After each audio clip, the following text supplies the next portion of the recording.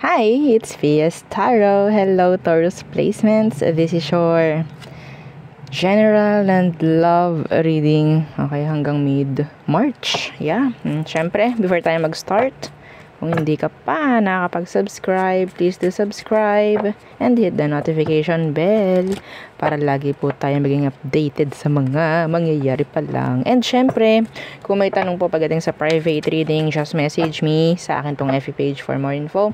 Ganun rin pagdating kay Perception of Light. Yeah, nagre-reading din po siya, no? So, kung sa kanya ka po nag-message, sa kanya ka po nagpa-read, so siya po ang inyong i-message, ha? Okay, hindi po ako.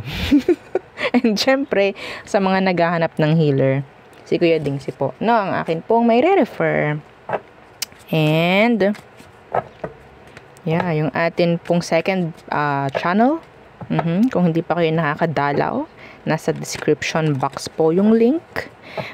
Love letter, okay, yung pangalan ng ating second page. Pwedeng mag-send kayo ng mga love letter ninyo kung kanino, if you have somebody na talagang nagugustuhan nyo, hindi nyo masabi, yung mga gusto nyong masabi sa kanya, then yeah, gawin yung way, yung love letter, diba? Para masabi, malay mo follower pala, oo, nandun pala siya, nakasubscribe pala siya doon, edi malalaman niya, diba? And ano ba ba? Yeah, yung ating mga items. So, meron tayong mga evil eye protection. Oo. Meron ako isang nakita na, comment. Huwag ko daw ipangalandakan yung evil kasi mali daw. Evil eye po, ha? Evil eye protection. Meaning, protection sa mga nagbibigay at nagbabato ng evil eye sa'yo. Okay, yun po yun, ha? So, hindi po masama. So, yun lang po talaga yung tawag. Okay, and syempre, ang tawag dyan? Okay, yung ating love bracelet. So, ito siya. For singles, kung ano man ang inyong mga situation o pagdating sa love, yes, pwede yan sa'yo. Siya ay magpo-provide ng dapat at siya ay magtatanggal ng hindi naman talaga kailangan. Okay? So, si granter, made to order. Okay? This is nag-grant ng mga minamanifest. Kung hindi ready yung minamanifest mo, mga surprises po, ha, yung ibibigay nito. Okay? Ni granter. And yung ating cord cut. So, si cord cut is ito. Okay. So, tatanggalin natin yung mga hindi na kailangang energy na nakakapit pa sa'yo. Yung parang naka-cord ka pa rin. Naka-attach pa rin yung energy mo. So, yung mga hindi na kailangan. Oo, yun po. Ano ang ating tatanggalin dyan? So, ito yung dalawang sample ng bracelet natin. Okay? Ng ating evil eye protection. Isang adjustable, isang garterize. Okay? So, si adjustable available in red string. And ito po yung merong initial. Okay? So, ito naman yung ating evil eye necklace. So, kung gusto mo ng necklace, ayan siya. Unisex. Okay? Malit lang yung pendant niya. So, yeah, non-tarnish, hypoallergenic. Okay? So, dito muna sila. So, kung meron pa pong ibang tanong, message na lang po. Ha? Okay? So, yeah, let's start the reading for you, Taurus placements. Yeah. Some of you, pwedeng ang inyong person is an Aries. An Aries. Hindi ko alam. Kasi nakakaramdam ako ng iba sa inyo. Pwedeng may Aries placements ka sa birth chart mo. Pwedeng, panoodin mo rin yung Aries. Okay? Baka makaka-resonate ka rin dun. May something. Ang lakas ng Aries reading. I don't know why. Let's see. What's for you in general? Taurus, anong meron sa'yo in general? Hanggang mid-March. Anong meron? The High Priestess in reverse. The Seven of Cups in reverse. Kalinawan. In general. Okay. Ano tong Seven of Cups na naka-reversed? Yeah, the King of Swords. Kalinawan. Sagot. Some of you, this is closure. Something na pwedeng pinagtrabahuhan mo. May makakapasa. May makakuha ng pasa. nagrado. May ganun ako nakuha, ha? Okay.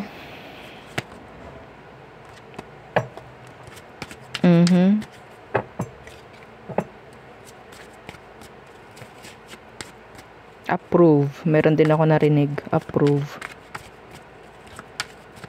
I don't know kung ano yun. What else for Taurus? Taurus. 5 of Pentacles in reversed. Support pagdating sa finances, I think. The Emperor in reversed. I'm hearing mana. I don't know. What's with that mana? Inherit. Okay, inheritance.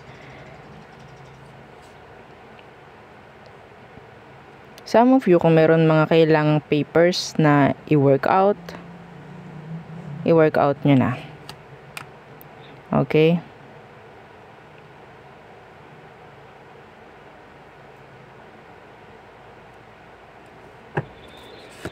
Kakailanganin ka ng boss mo, or ikaw itong kakailangan sa iba, support maybe, support system, I don't know, what's that?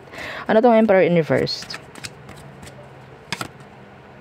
6 of Cups in reversed. Some of you, I'm hearing sabotage.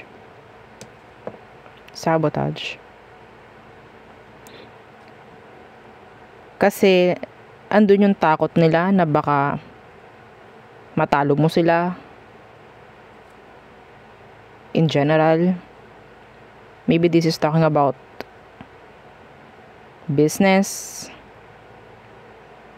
May mga maninira. I don't know. May mga maninira. Kasi parang ikaw yung napakalaki nilang kakompetensya. May mga maninira sa'yo, Taurus. Some of you, ikaw itong may, hindi ko alam, if you love cars, I'm hearing fixing cars. Okay. Some of you, if you have mga tauhan, no, andyan yung parang hihingi sila sa'yo ng tulong, like financially. Yeah. Specific yun. Iba sa inyo, kailangan yung i-upgrade, kung ano mga kailangan i-upgrade pagdating sa work or sa inyong business, if ever you have one. Okay? So, what else for you, Taurus? Plano. Hindi nyo kailangan ipagsabi yung mga plano. Kasi pwedeng masabotahe. Queen of Wands in reverse. Yeah, sino to? Ano tong meron dito? Queen of Pentacles. The Tower.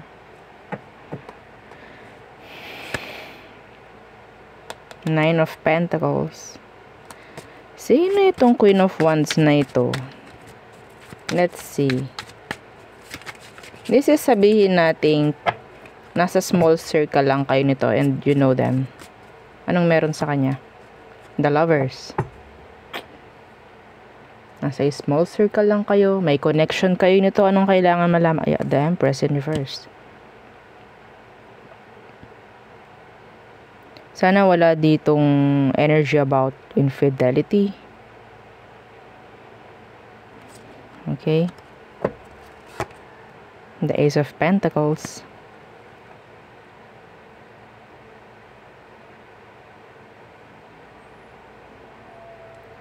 Meron din ako nakikita dito na somebody is after, like, after lang yung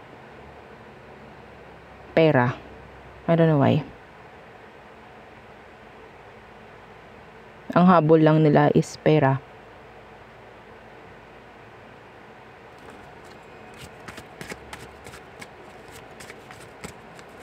As well as Queen of Pentacles. Four Four of Pentacles in reversed. The Queen of Swords. Meron ditong nagpapanigurado, mga Taurus. Hindi ko alam. This is not your energy. This is not your energy. Nasa small circle lang to. May mga taong parang nakaabang sa pera. May mga naninigurado. Yeah, I don't know. Just be aware kung anong meron. Yeah. The Hangman. Planning, waiting. Ano bang hinihintay nito?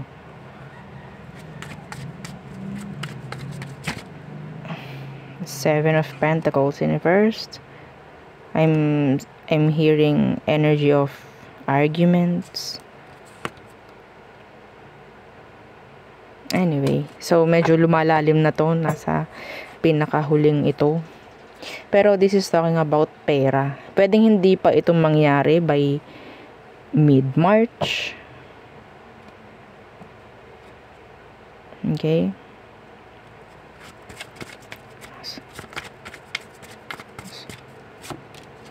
Yeah, again, Ace of Pentacles. Money. Somebody's waiting sa ibibigay. Hindi ko alam kung ano yun. And, andun yung paninigurado ng mga to. I don't know kung ano yan. And we're talking about big money here. Okay, so yeah. Let's see. So tayo tumungo na sa love. Oh, sa love na tayo. Ayoko na dun sa sa general kasi may mga specific ako nakikita.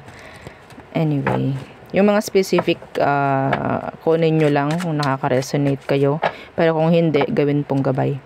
Okay. Let's see. What else? Ano bang meron for love? Oh, love. Para sa mga Taurus. Anong meron? Anong kailangan yung malaman? Diba? Pagdating sa love situations. Okay. Taurus. Ace of Swords in reversed. What's that? Somebody is cheating.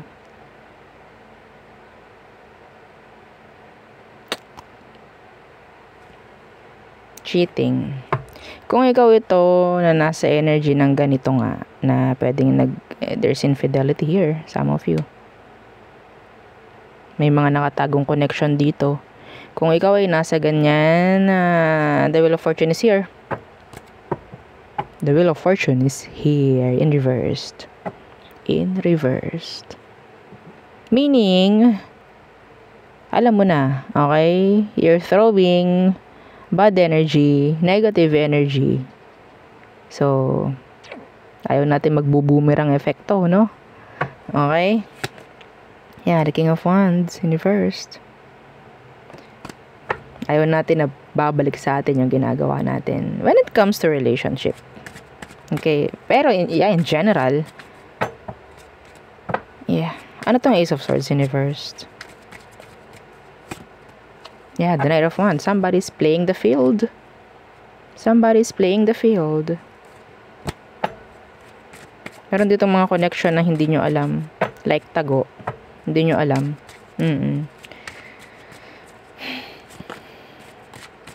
Kung alam mo naman na yung iyong kakonek is talagang ganun, naglolo ko, then hindi sila talaga hindi talaga ako nakakuha ng plan pagdating sa kanila na magseryoso. Okay? They're like searching, looking for other connections. I'm sorry. Some of you may chance na talagang i-enter, no, sa isang connection na hindi dapat. Alam nyo na, kung may mangyayaring ganyan, stop. Okay? So, make this as a goodbye.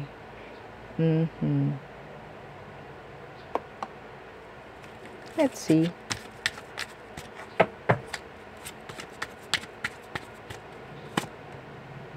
Six of... Ano to? Okay, Four of Pentacles in reversed. The High Priestess. in reversed. Ano ang mabubunyag dito? Yung ba sa inyo merong ibibigay? May magbibigay? Ano to? In general. The world. Oh, this is like a surprise. A surprise. Oh no. So in general, may surprise na darating sa'yo, Taurus maybe? Or ikaw itong magbibigay ng surprise. Okay? And the Queen of Cups. Ooh. Nice. Ayaw natin gawing specific. Syempre. What else for Taurus? Taurus. Okay. The Five of... isa yung card mo, no? Sa general, ito rin. Five of Pentacles. And the King of Swords in reversed.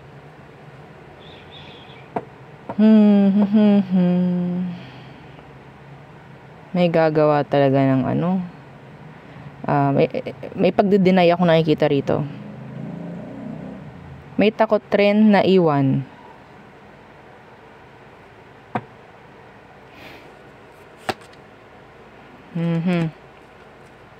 What's with this?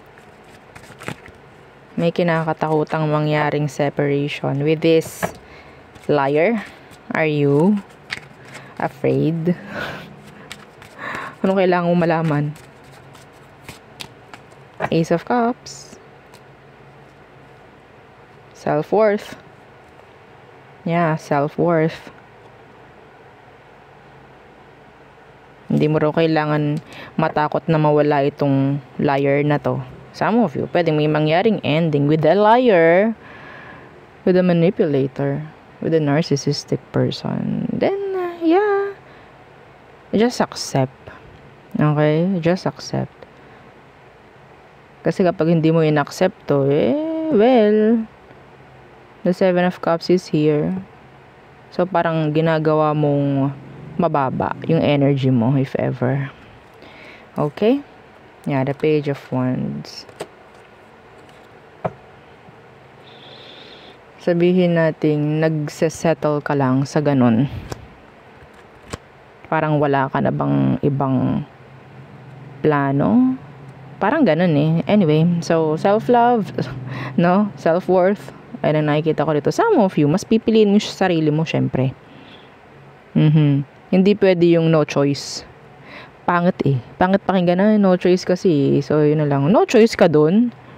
No choice ba yung kapag iniwan ka nung hindi tamang tao? No choice ba? Na i-accept mo na lang? Hindi dapat, no? Diyos ko. Anyway. Nayamot. So, the person on your mind, Taurus, let's see.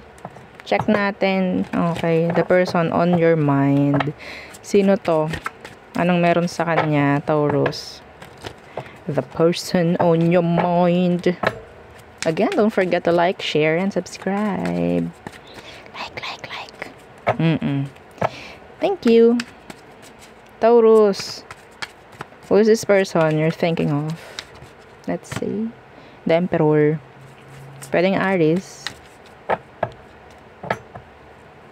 Your other half, maybe?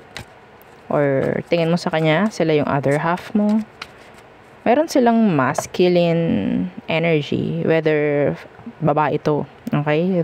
They have masculine energy. Kung babae, okay? Ooh, this is your other half.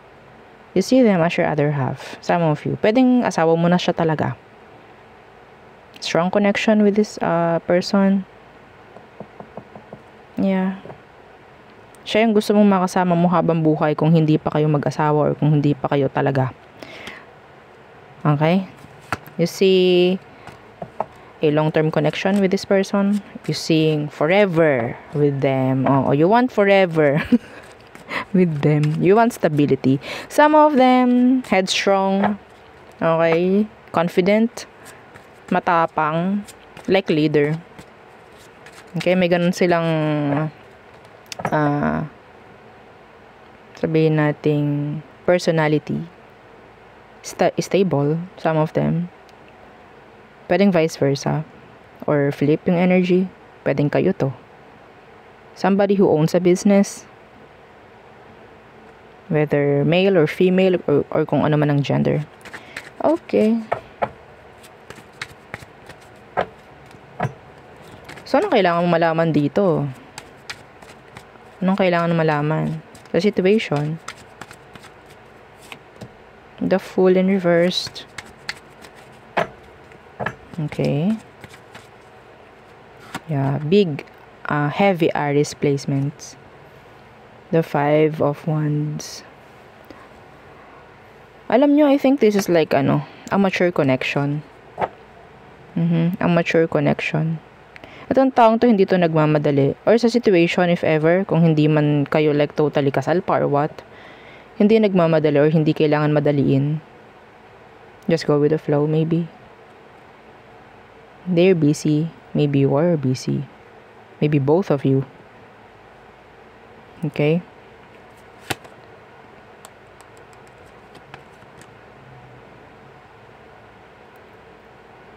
Ang kulang lang dito is sabihin nating openness or transparency pagdating sa emosyon. Okay? Nandun na yung energy about stability or strong na, like may foundation na, yung connection. Ang nakikita ko lang dito is parang kulang sa communication. Like that. Parang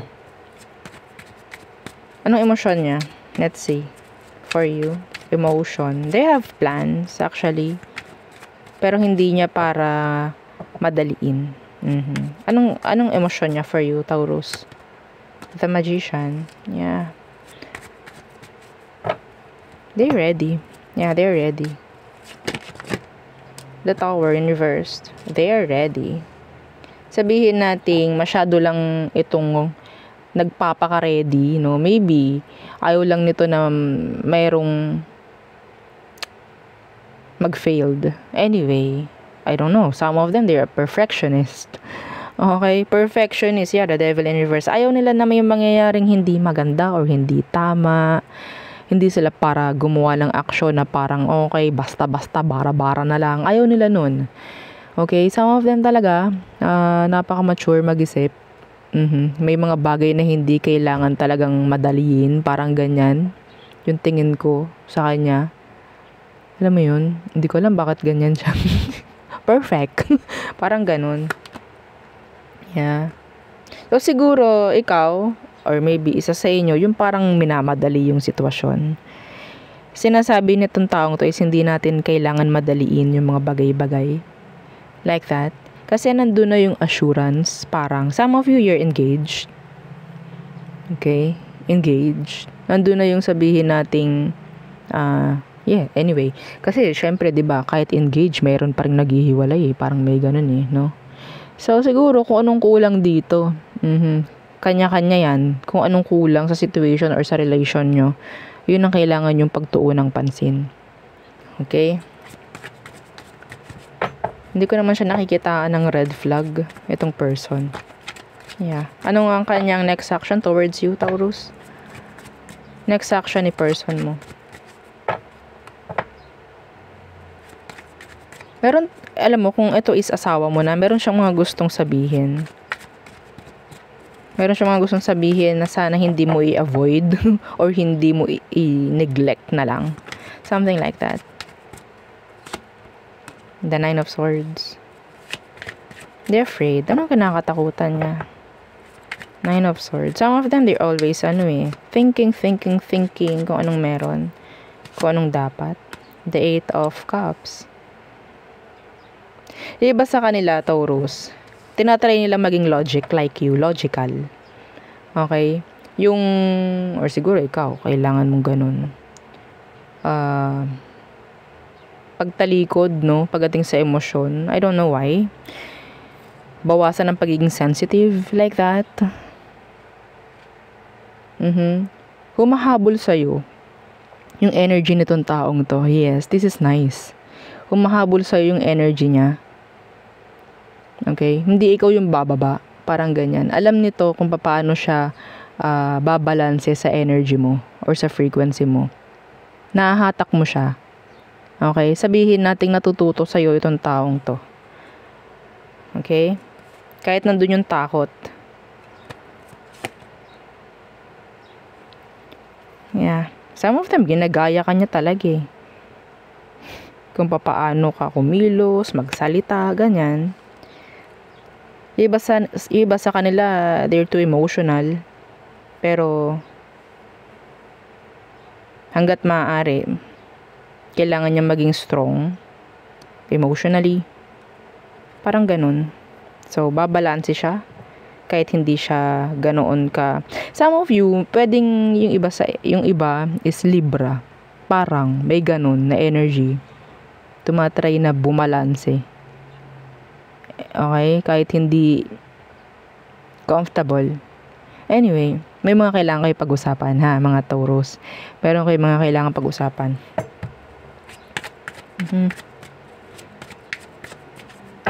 Meron tong gustong i-open up sa'yo, sa totoo lang. Pero, they're just afraid.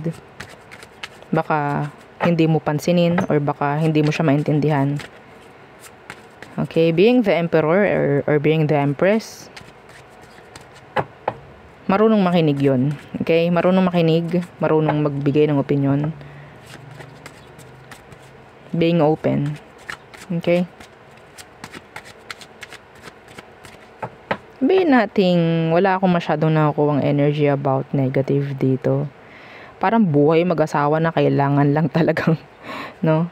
Kailangan lang talagang dumaan sa mga ganitong sitwasyon para maging strong pa.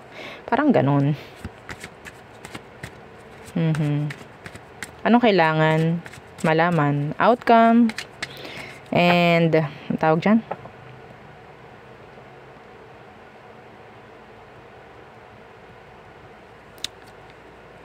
Gabay. Okay, di ba? King of Cups, Universe. And wag maging closed off. Oo, the Four of Cups. Wag maging closed off. Three of Cups. Alam niyo yung yes. Iisa tayo. Oo, parang magka-partner tayo pero dapat parang magkaibigan lang din. Parang magkaibigan din tayo. Parang ganon. No, masyadong mature. Yung connection. Sobrang nasosobrahan ito sa tawag dyan. Nasosobrahan ito sa kaseryosohan. Okay? Parang yung isa kasi, yes, nandun pa rin yung energy about, kailangan din natin ng ganitong time para sa isa't isa. Pero yung isa sobrang tutok na tutok sa mga seryosong bagay-bagay. No? Wala naman ako nakikita rito ng energy about a red flag. Wala. Mature lang talaga. Matured. Yung isa.